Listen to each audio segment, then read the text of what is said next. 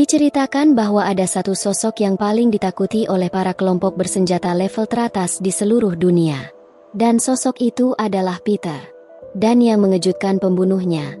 Pembunuh seperti dia adalah orang tua berusia 60 tahunan. Seorang pria yang sedang terluka lalu mengatakan, kalau Peter pasti akan jadi legenda jika berakhir seperti itu. Tapi nyatanya sekarang Peter malah diburu oleh ribuan pembunuh. Dan seluruh harta yang telah dia kumpulkan selama hidup juga telah dirampas. Sang legenda yang berdedikasi pada organisasinya, saat ini malah menerima ancaman mati dari organisasi tersebut. Ternyata Peter sedang berdiri di depan pria itu sambil memegang senjata. Di sekitar Peter bahkan banyak mayat anggota organisasi yang telah dia bunuh. Pria itu bahkan tidak percaya kalau Peter ternyata masih hidup walaupun banyak yang mengincar nyawanya. Peter lalu mendekati pria itu dan mengatakan, meskipun kedepannya ada ribuan atau bahkan ratusan ribu mata yang mengawasinya, keberadaannya tidak akan pernah bisa ditemukan. Setelah memberitahukan hal itu, Peter lalu membuka helm di kepalanya dan menodongkan senjata ke arah pria tersebut. Selanjutnya kita kemudian dibawa ke 3 bulan sebelumnya di sebuah toko buku. Di tempat itu ada seorang pria tua bernama Pak Bae yang juga adalah pemilik toko buku tersebut. Ternyata Pak Bae menderita penyakit mematikan dan diperkirakan hanya akan bertahan hidup 3 bulan lagi. Pak Bae mengatakan di dalam hatinya, kalau dia tidak takut pada kematian, karena dia sudah menangani situasi hidup dan mati selama hidupnya. Pak Bae telah memberikan 50 tahun hidupnya pada organisasi dan menjalani hidup tanpa penyesalan. Akan tetapi jika dipikir-pikir kembali, Pak Bae belum pernah mengambil foto dirinya sendiri selama ini. Beberapa saat kemudian, seorang murid SMA masuk ke tempat Pak Bae untuk membeli buku paket bekas. Pak Bae lalu menyambut gadis itu dan memberikan senyuman yang ramah. Pak Bae memberitahukan kalau dia mempunyai buku paket dari tahun 1960-an sampai tahun 2020 yang disusun berdasarkan negara. Ternyata gadis itu membeli buku paket untuk diberikan kepada adiknya. Pak Bae menebak kalau gadis itu bersekolah di SMA yang tidak jauh dari toko buku. Jika dilihat dari warna lencana namanya, gadis itu duduk di bangku kelas 3. Karena merasa penasaran, gadis itu lalu bertanya, bagaimana Pak Bae bisa mengetahui semua itu? Pak Bae mengatakan, kalau dia mengetahui tentang semua orang yang ada di area itu. Setelah itu Pak Bae lalu memberikan setumpuk buku baru kepada gadis itu. Namun gadis itu tidak bisa membelinya, karena buku itu bukan buku bekas dan dia hanya punya uang 1000 won. Pak Bae lalu merobek pembungkus buku itu agar bukunya menjadi buku bekas. Pak Bae mengatakan, kalau dia mengetahui bahwa gadis itu sangat menyayangi adiknya hanya dengan melihat matanya. Pak Bae juga memberikan saran, agar gadis itu bersikap baik kepada adiknya sebelum terlambat. Jika tidak, maka gadis itu pasti akan menyesalinya. Mendengar perkataan Pak Bae itu, gadis tersebut kemudian bertanya, apakah Pak Bae pernah menyesali sesuatu sebelumnya? Pak Bae mengatakan, bahwa semakin lama seseorang hidup, maka semakin banyak penyesalan yang dimiliki. Akan tetapi seseorang tidak akan pernah bisa melakukan apapun tentang penyesalan di masa lalu. Pak Bae juga mengatakan, kalau gadis itu mungkin tidak akan mengerti apa yang dia bicarakan. Jadi gadis itu lebih baik selalu merawat adiknya dan tidak melakukan sesuatu yang akan dia sesali nantinya. Ternyata Pak Bae mengetahui kalau gadis itu ingin membunuhnya. Oleh karena itu Pak Bae dengan santainya menyuruh gadis itu untuk segera pergi, sehingga Pak Bae tidak akan membunuhnya. Mendengar perkataan Pak Bae itu, gadis tersebut tampak sangat terkejut. Ternyata Pak Bae sudah menghafal wajah semua murid dari SMA itu. Tapi dia tetap harus memastikannya untuk berjaga-jaga. Pak Bae telah menghabiskan seluruh hidupnya mencium aroma darah. Dan dia bisa mencium aroma pisau yang disembunyikan oleh gadis itu. Akan tetapi karena gadis itu sudah terlanjur mengeluarkan pisaunya, dia lalu memutuskan untuk melanjutkan aksinya. Namun saat Pak Bae menatap tajam ke arahnya, gadis itu malah ketakutan dan tidak jadi menyerang Pak Bae. Pak Bae lalu memberikan buku-buku itu kepada gadis tersebut. Karena dia mengetahui kalau yang dikatakan gadis itu tentang adiknya bukanlah kebohongan. Pak Bae juga mengetahui kalau gadis itu berasal dari panti asuhan Glory sama seperti dirinya. Dan skenario itu telah dilakukan berulang kali oleh organisasi yang mengincar nyawa Pak Bae. Pak Bae lalu memberitahukan bahwa dalam organisasi mereka, jika layanan sukarela gagal menjalankan misi, maka rencana B akan dijalankan. Setelah memberitahukan hal itu, tiba-tiba saja Pak Bae mencengkram leher gadis itu dan mendorongnya. Ternyata 2 orang pembunuh sudah ada di tempat itu, dan Pak Bae melakukan hal tersebut untuk menyelamatkan nyawa gadis itu.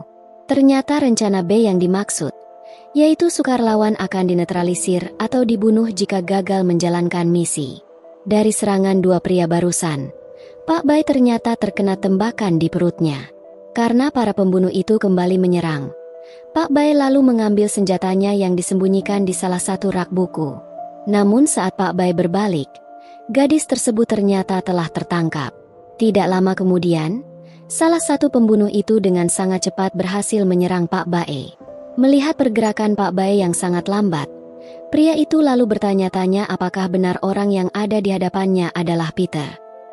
Tidak lama kemudian, seorang pria yang memakai jas hitam tiba-tiba muncul di tempat itu. Pria botak itu mengatakan bahwa target Peter melebihi semua orang dan menempati peringkat nomor 1. Ditambah lagi reputasi Peter adalah yang terbaik di organisasi. Akan tetapi seorang Peter yang legendaris sekalipun, ternyata bukan apa-apa ketika menghadapi penyakit. Pria botak itu ternyata memiliki nama Sandy Palchoin.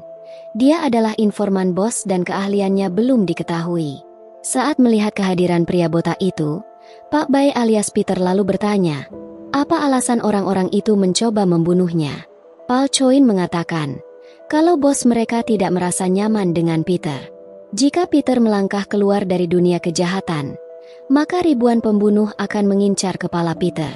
Karena hadiah yang akan mereka terima adalah sebesar 7,6 miliar won. Ternyata jumlah hadiah itu sama dengan jumlah uang yang ada di rekening Peter. Uang itu adalah tabungan Peter yang dia kumpulkan selama hidup dengan membahayakan dirinya.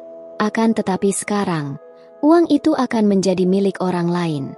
Dengan wajah penuh ambisi, Palchoin lalu mengatakan kalau Peter akan mati di tangannya, sehingga dia bisa mendapatkan uang tersebut. Setelah mengatakan itu, Palchoin dan anak buahnya lalu menyerang Peter. Para pembunuh itu bahkan mengatakan kalau Peter sebaiknya mulai membuat peti mati dan masuk sendiri ke dalamnya, sehingga mereka tidak perlu bersusah payah untuk membunuhnya. Saat para pembunuh itu mengira kalau Peter telah kalah, Peter malah melemparkan bom cahaya kepada mereka. Hal itu dilakukan Peter untuk mengalihkan perhatian, sehingga dia bisa melarikan diri melewati pintu belakang. Mengetahui hal itu, Palchoin lalu memerintahkan anak buahnya untuk segera mengejar Peter.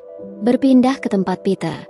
Saat ini dia sedang berada di taman bermain anak-anak. Kondisi Peter tampak begitu memprihatinkan dan beberapa jari tangannya bahkan telah patah. Peter lalu mengingat kembali kenangan masa lalunya saat dia masih berada di organisasi. Bisa dibilang hidup Peter adalah organisasi itu sendiri. Di saat anak lain memegang pensil untuk belajar menulis, Peter malah belajar cara memegang pisau setiap hari. Saat anak lain belajar cara menggunakan sosial media, Peter malah belajar cara menyadap telepon dan menguping sampai telinganya berdarah. Saat orang lain pergi berkencan dan belajar tentang cinta, Peter malah menjadi mata-mata Rusia dan hidup dalam kedinginan selama sebulan. Di saat orang lain mulai berkeluarga dan memiliki kehidupan normal, Peter malah berperang di tengah kelompok teroris untuk bertahan hidup. Peter bekerja dengan mempertaruhkan nyawanya dalam waktu yang lama. Akan tetapi situasi mulai berubah saat organisasi diambil alih oleh bos yang baru. Bos baru itu mengatakan kalau dia berekspektasi terlalu tinggi karena reputasi Peter yang sangat bagus. Akan tetapi hati Peter telah melemah karena penyakit dan sudah waktunya dia untuk disingkirkan. Kembali ke masa sekarang, Peter berkata di dalam hatinya kalau dia sudah menyerah pada segala hal demi organisasi. Padahal selama ini dia tidak menginginkan kekayaan dan kehormatan. Akan tetapi semua pengorbanan Peter itu malah tidak dihargai, dan organisasi malah ingin membunuhnya. Ditambah lagi uang tabungan Peter malah dijadikan uang hadiah atas kepalanya sendiri. Peter lalu mengingat seorang gadis kecil yang sedang menangis, dan setelah itu Peter akhirnya pingsan di taman bermain itu. Sementara itu di markas Palchoin, anak buahnya terlihat kecewa karena tidak berhasil membunuh Peter dan kehilangan uang 7,6 miliar won. Akan tetapi mereka belum menyerah dan akan kembali mencari Peter.